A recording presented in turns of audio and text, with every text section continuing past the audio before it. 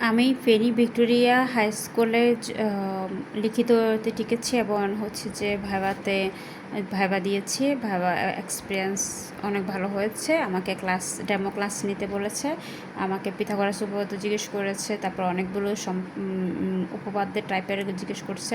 মানে পুরো একটা ক্লাসে 15-20 জন টিচার আমাকে এক্সপার্ট টিচার আমাকে কোশ্চেন করেছে। এর মাধ্যমে আমি অনেক বেশি এক্সপিরিয়েন্স গ্রো করেছি এবং কীভাবে অ্যাপ্লাই করতে হয়, তারপরে কি সিস্টেমে, এই জিনিসগুলো আমি জেনেছি এবং পুরো একটা এক্সপিরিয়েন্সের ভেতর দিয়ে গেছি। যদিও ফেলর এসেছে, মানে ফার্স্ট অ্যাটেম্পট ইন লার্নিং, তারপরে হচ্ছে যে নেগেটিভ কমেন্টস তো এসেছে ফ্যামিলি, সোসাইটি আর মানুষজন থেকে। তারপরে আমি ইনশাল্লাহ নিজের ভিতরে মানে আরও শক্ত হয়েছি, স্ট্রং হয়েছে মেন্টালি।